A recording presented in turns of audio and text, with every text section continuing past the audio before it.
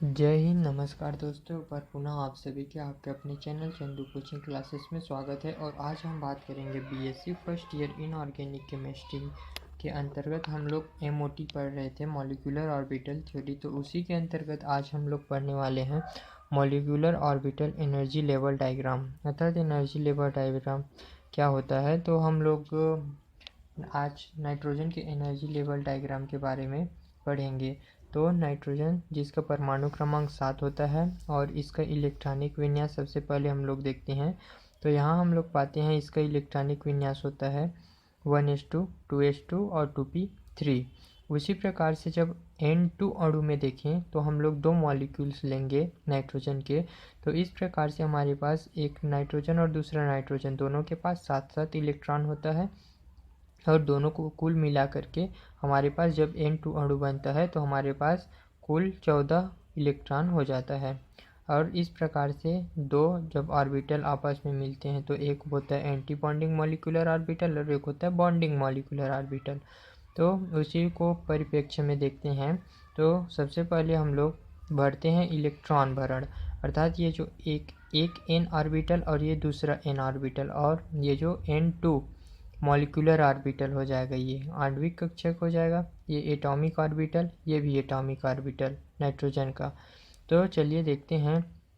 पहले हम लोग डायग्राम बना लेंगे। डायग्राम जैसे कि यहाँ पर चित्र में दिखाया गया है, इस प्रकार से पूरा डायग्राम देख लेते हैं। तो पूरा डायग्राम इस प्रकार से आ गया। अब यहाँ पर हम लोग देखिए, यहाँ पर 1s, यहाँ पर भी 1s, फिर यहाँ पर 2s और ये 2p और ये 2p। तो ये जो हो जाएगा, ये हो जाएगा, क्या हो जाएगा 2s, और ये भी हो जाएगा 2s, ये हो जाएगा 2p और ये भी हो जाएगा 2p। तो जैसे कि हम लोगों ने इलेक्ट्रॉनिक विन्यास में देखा था कि इसमें s में 2 इलेक्ट्रॉन, 1s में, फिर 2s में 2 इलेक्ट्रॉन, फिर 2p में 3 इलेक्ट्रॉन। तो उसी क्रम में हम लोग भरते हैं। तो 1s में 2 इलेक्ट्रॉन इस प्रकार से भरा जाएगा। इलेक्ट्रॉन भरने का क्रम तो आपको पता ही है, 1s में 2 इलेक्ट्रॉन और 2s में 2 इलेक्ट्रॉन, है ना। तो फिर जब ये दोनों आपस में इंटरेक्शन करेंगे और N2 मॉलिक्यूलर ऑर्बिटल बनाएंगे तो सबसे पहले जो इलेक्ट्रॉन भरता है वो बॉन्डिंग मॉलिक्यूलर ऑर्बिटल अर्थात जो नीचे वाले में पहले भरता है, फिर एंटी बॉन्डिंग अर्थात जो सिग्मा स्टार वाले ऑर्बिटल होते हैं उसमें भरते हैं। तो जैसे हमारे पास इस एनर्जी लेवल में हमारे पास केवल 2 ऑर्बिटल है, 1s और 1s, दोनों नाइट्रोजन का 1s ऑर्बिटल हमारे पास है। तो हम लोग देखते हैं कि सबसे पहले हमारे पास इलेक्ट्रॉन सिग्मा 1s में भरेगा और हमारे पास कुल कितने इलेक्ट्रॉन हैं, 4 इलेक्ट्रॉन है। तो सबसे पहले इसमें 1 इलेक्ट्रॉन और 2 इलेक्ट्रॉन भर जाएगा और हमारे पास फिर 2 इलेक्ट्रॉन बचा, तो यह सिग्मा स्टार अर्थात एंटी बॉन्डिंग मॉलिक्यूलर ऑर्बिटल में भरेगा। तो इस प्रकार से यह भर जाता है। फिर हमारे पास 2s ऑर्बिटल में पुनः उसी प्रकार से 4 ऑर्बिटल इलेक्ट्रॉन है। तो फिर इसी प्रकार से जो मॉलिक्यूलर ऑर्बिटल में पहले भरेगा 1s और 2 सिग्मा 2s में भरेगा 2 इलेक्ट्रॉन, और सिग्मा स्टार 2s में भरेगा 2 इलेक्ट्रॉन। इस प्रकार से ये जो 2s का जो 4 ऑर्बिटल है वह भी N2 जो मॉलिक्यूलर होता है उसमें इंटरेक्शन कर लेता है। फिर हमारे पास आता है 2p मॉलिक्यूलर ऑर्बिटल। तो 2p मॉलिक्यूलर ऑर्बिटल में हमारे पास एक नाइट्रोजन में 3 इलेक्ट्रॉन होता है और दूसरे नाइट्रोजन में हमारे पास 3 इलेक्ट्रॉन। इस प्रकार से कुल मिलाकर के हमारे पास 3 और 3 6 इलेक्ट्रॉन हो जाता है।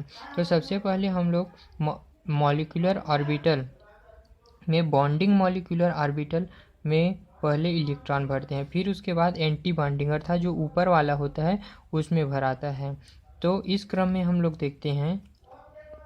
तो इलेक्ट्रॉन सबसे पहले 2p पाई 2px में भरेगा, फिर पाई 2py में भरेगा, फिर पाई सिग्मा 2pz में भरेगा। ये जो है ये सिग्मा है, जो क्योंकि ये जो बाहर में रहता है उसे सिग्मा और जो अंदर में रहता है उसे पाई से डिनोट करते हैं। जो नीचे होता है उसे बॉन्डिंग मॉलिक्यूलर ऑर्बिटल और जो ऊपर में होता है उसे एंटी बॉन्डिंग मॉलिक्यूलर ऑर्बिटल कहते हैं, जिसे स्टार से भी प्रदर्शित करते हैं। जैसे कि इसमें सभी में स्टार लगा है, यहाँ ऊपर में देखें तो, इधर ऊपर में देखें तो, और इधर ऊपर में देखें तो। इस प्रकार से ये जो स्टार चिन्ह प्रतीक है किसका, एंटी बॉन्डिंग मॉलिक्यूलर ऑर्बिटल का। तो उसी प्रकार से इसमें इलेक्ट्रॉन भरते हैं तो 6 इलेक्ट्रॉन हमारे पास होता है। तो सबसे पहले 2px में इलेक्ट्रॉन भरता है, पहले 2 इलेक्ट्रॉन इसमें भर जाएगा, फिर 2py में भरेगा 1 इलेक्ट्रॉन, फिर 2 इलेक्ट्रॉन भरेगा क्लॉकवाइज और एंटी क्लॉकवाइज, फिर उसके पश्चात 2pz में भरेगा क्लॉकवाइज और एंटी क्लॉकवाइज, फिर उसके पश्चात ये जो पाई स्टार 2px में भरेगा, पाई स्टार 2py में भरेगा, और फिर पाई सिग्मा स्टार 2pz में भरेगा। किंतु हमारे पास केवल सीमित ही 6 इलेक्ट्रॉन है जो कि बॉन्डिंग मॉलिक्यूलर ऑर्बिटल में समाप्त हो जाता है। हमारे पास एंटी बॉन्डिंग मॉलिक्यूलर ऑर्बिटल के लिए इलेक्ट्रॉन शेष नहीं बचता। इस प्रकार से ये जो एनर्जी लेवल डायग्राम का निर्माण होता है। चलिए इसके आगे के प्रोसेस को और अच्छे तरीके से समझते हैं। जैसा कि हम अब थ्योरिकल रूप में देखते हैं, तो थ्योरिकल रूप में कहा है, पहला पॉइंट कहा है, प्रत्येक n एटम में 7 इलेक्ट्रॉन होते हैं, इसीलिए n2 अणु में 14 इलेक्ट्रॉन होंगे। हम लोगों ने इसके बारे में पिछले चर्चा कर चुके हैं कि जो n एटम होता है, n परमाणु होता है, उसमें 7 इलेक्ट्रॉन होता है, तो 2 n एटम में अर्थात n2 अणु में हो जाएगा 14 इलेक्ट्रॉन। अतः n2 मॉलिक्यूल्स का इलेक्ट्रॉनिक विन्यास होगा। n2 का मॉलिक्यूल्स का इलेक्ट्रॉनिक विन्यास अगर वो एनर्जी डायग्राम में देखें तो sigma 1s2, sigma star 1s2, sigma 2s2 और सिग्मा स्टार 2s2, फिर पाई 2py और पाई 2px दोनों मिलाकर के 4 इलेक्ट्रॉन, और 2p सिग्मा 2pz में 2 इलेक्ट्रॉन। इस प्रकार से ये जो n2 मॉलिक्यूलर का इलेक्ट्रॉनिक विन्यास होगा। इसी क्रम में इलेक्ट्रॉनों का पुनर्भरण होता है। अब हम लोग देखते हैं बॉन्ड ऑर्डर, अर्थात बंध कोटि बोलते हैं इसको। तो बॉन्ड ऑर्डर हम लोगों ने पिछले वीडियो में चर्चा कर चुके हैं।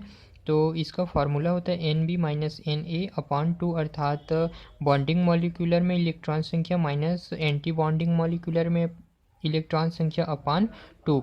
तो हमारे पास बॉन्डिंग मॉलिक्यूलर में इलेक्ट्रॉन संख्या 10 है और एंटी बॉन्डिंग मॉलिक्यूलर ऑर्बिटल में इलेक्ट्रॉन संख्या 4 है। जैसे कि हम लोग देखते हैं मॉलिक्यूलर ऑर्बिटल अर्थात नीचे में हम लोग देखते हैं इलेक्ट्रॉन, तो यहाँ पर 2 इलेक्ट्रॉन है। फिर इसके पश्चात दूसरे ऊर्जा स्तर में जाते हैं तो हमारे पास ये यहाँ भी 2 इलेक्ट्रॉन, फिर 4 इलेक्ट्रॉन हो गया, और फिर इधर जाते हैं तो ये 2 इलेक्ट्रॉन, 2 और 2, ये 6 इलेक्ट्रॉन यहाँ हो गया, और इधर 4 इलेक्ट्रॉन हो गया, 2 और 2। इस प्रकार से हमारे पास जो बॉन्डिंग मॉलिक्यूलर ऑर्बिटल में इलेक्ट्रॉन संख्या 10 हो जाता है। और एंटी बॉन्डिंग में देखते हैं तो यहाँ पर अर्थात सिग्मा जो स्टार वाले में देखते हैं तो हमारे पास यहाँ पर 2 इलेक्ट्रॉन, फिर हमारे पास यहाँ पर 2 इलेक्ट्रॉन, और ऊपर वाले भी एनर्जी लेवल में देखते हैं तो हमारे पास यहाँ पर एक भी इलेक्ट्रॉन नहीं है। इस प्रकार से हमारे पास जो एंटी बॉन्डिंग मॉलिक्यूलर ऑर्बिटल होता है उसमें केवल 2 ही इलेक्ट्रॉन होता है, ये 2 और ये 2, कुल मिलाकर के 4